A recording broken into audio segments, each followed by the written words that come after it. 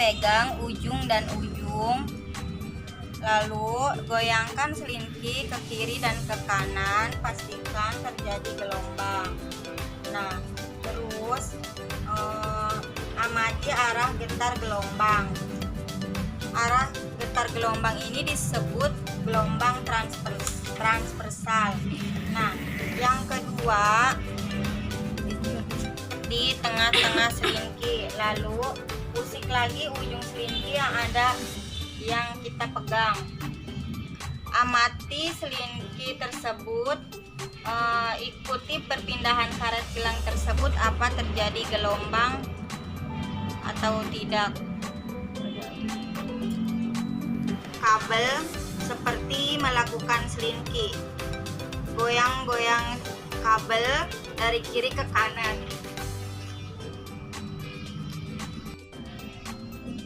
Nah, goyangkan selinki dari kiri ke kanan. Ini akan terjadi gelombang longitudinal.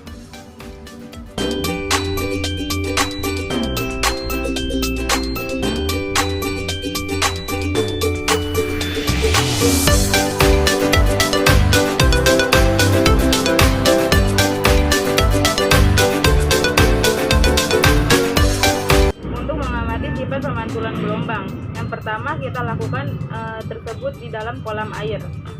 Caranya, jatuhkan kerikil ke atas permukaan air seperti ini.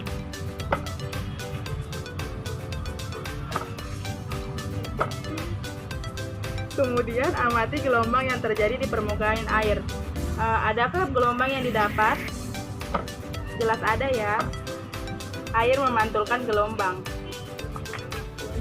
Ada percobaan sifat pemantulan gelombang yang diamati oleh selinki. Yang pertama, rentangkan selinki sejauh 1,5 meter. Ikatkan satu ujungnya pada tiang. Lalu ujung yang satu ini harus tetap pada tempat yang tidak bergeser. Getarkan satu kali sehingga membentuk setengah panjang gelombang. Seperti ini. Amati perambatan setengah gelombang dan nyus sampai gelombang tersebut hilang.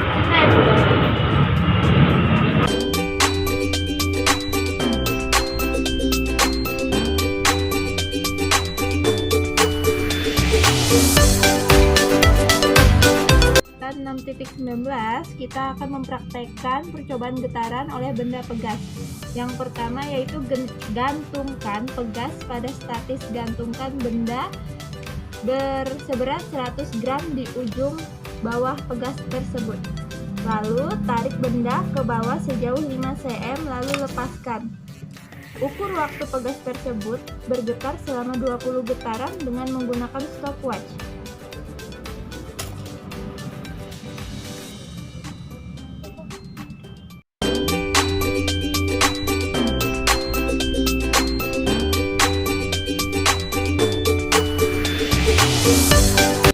Mempraktekkan percobaan getaran beban pada ayunan bandul sederhana. Yang pertama, gantungkan bandul dengan seutas tali atau benang pada tiang yang tingginya kira-kira 1,5 meter. Yang kedua, tariklah beban dari kedudukan setimbang 0 dengan tangan kiri sehingga menyimpang kira-kira 10 derajat ke titik A. Siapkan stopwatch di tangan kanan, jalankan stopwatch bersamaan dengan melepaskan beban yang ditarik dari titik A.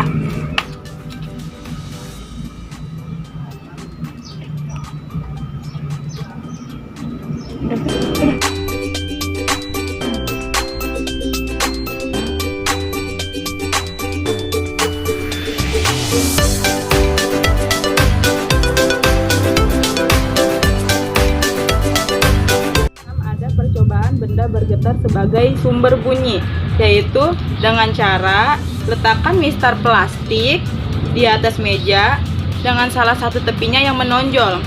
Sekarang kita coba percobaan ukuran 5 cm. Bagaimana bunyi yang dihasilkan? Kita tarik menggunakan karet gelang. Ada bunyi yang dihasilkan dan sangat keras. Lanjut kita menggunakan 10 cm. Bagaimana bunyi yang dihasilkan oleh mistar plastik ini? menghasilkan bunyi dan sedikit bergelombang.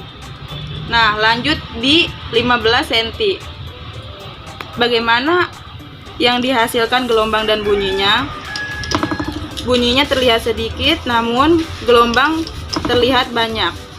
Lanjut, kita menggunakan 20 cm. Bagaimana bunyi dan gelombangnya? Bunyinya hampir tidak terdengar dan gelombangnya lumayan banyak. Nah, yang terakhir kita menggunakan di 25 cm. Bagaimana bunyi dan gelombangnya? Bunyi hampir tidak terdengar dan gelombang sangat banyak.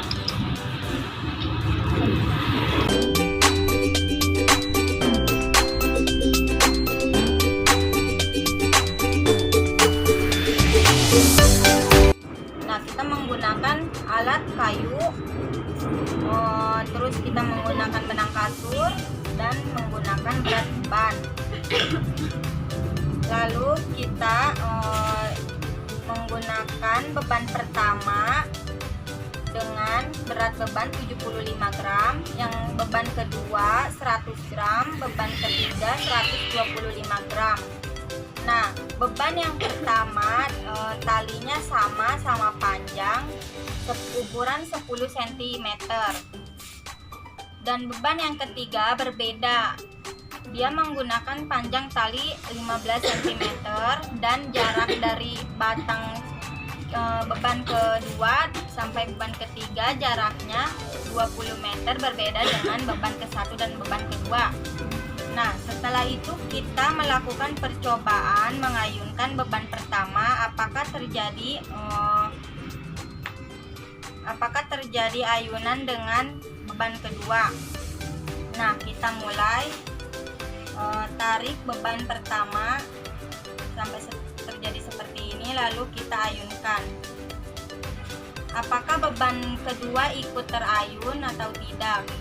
Nah, sudah kita bisa lihat ya, beban yang kedua ikut terayun sama dengan beban ke-1 karena talinya sama.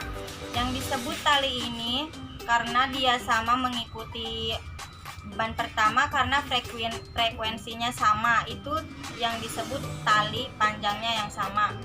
Nah, bisa kita lihat untuk beban yang ketiga, dia tidak mengikuti beban pertama karena dia frekuensinya yang berbeda. Frekuensi talinya yang berbeda panjangnya. Jadi sambung. Yuk. Nah, udah bisa kita lihat ya, beban pertama dan beban kedua bisa mengikuti ayunan beban pertama karena itu frekuensi yang sama, dan frekuensi yang ketiga tidak mengikuti beban pertama karena dia frekuensinya yang berbeda. Untuk ayunan ini bisa terjadi mengayun karena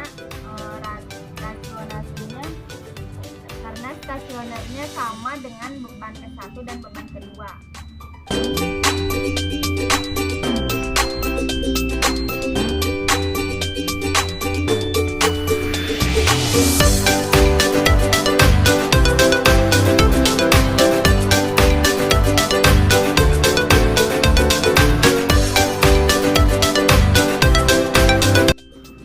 Salah satu teman ditutup matanya hingga telinga ikut tertutup menggunakan sapu tangan. Lalu dua orang lainnya memegang sendok dan mangkuk berjalan 1 meter, 3 meter, 6 meter di kanan dan kiri teman yang ditutup telinganya. Lalu kedua orang yang memegang sendok dan mangkuk memukulkan benda tersebut secara bergiliran sesuai jarak tersebut.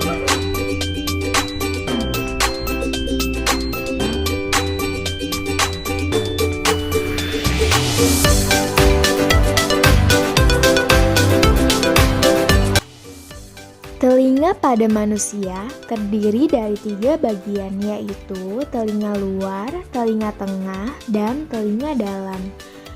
Telinga luar terdiri atas yang pertama daun telinga yang fungsinya untuk menangkap getaran. Yang kedua, lubang telinga yang fungsinya untuk penghantar getaran. Yang ketiga, gendang telinga yang fungsinya untuk meneruskan gelombang, bunyi, dan udara. Yang keempat, Tulang martil, telinga bagian tengah yang fungsinya untuk menangkap getaran dari gendang telinga dan meneruskannya ke tingkap oval. Nah, yang kelima, tingkap oval, telinga bagian dalam yang berfungsi untuk menghantarkan getaran udara. Yang keenam, saluran semisirkular, telinga bagian dalam yang berfungsi untuk mengatur keseimbangan tubuh. Yang ketujuh, tulang sanggurdi, telinga bagian tengah yang fungsinya untuk menangkap getaran dari gendang telinga dan meneruskannya ke tingkap oval. Yang ke-8, rumah siput atau cochlea, telinga bagian dalam yang mengubah getaran menjadi impuls. Yang ke-9 ada saluran eustachius, telinga bagian dalam yang fungsinya memasukkan udara ke telinga tengah dan menjadikannya tekanan udara di gendang telinga.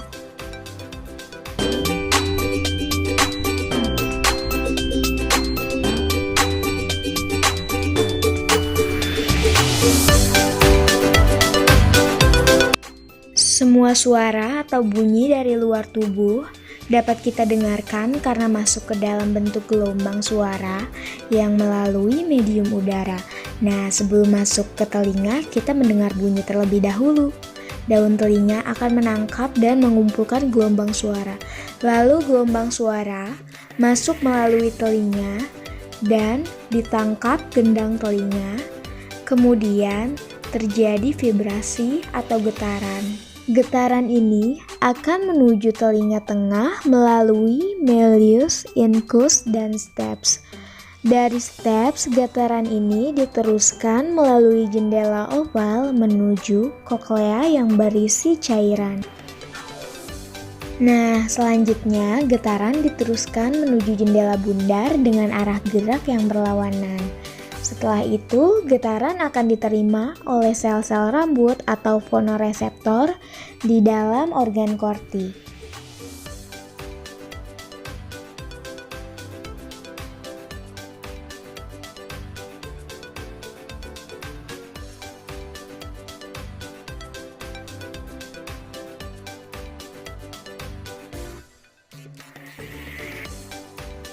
Lalu, getaran dalam cairan cochlea akan menggetarkan membran basilar, dan getaran ini juga akan menyebabkan membran tektorial ikut bergetar.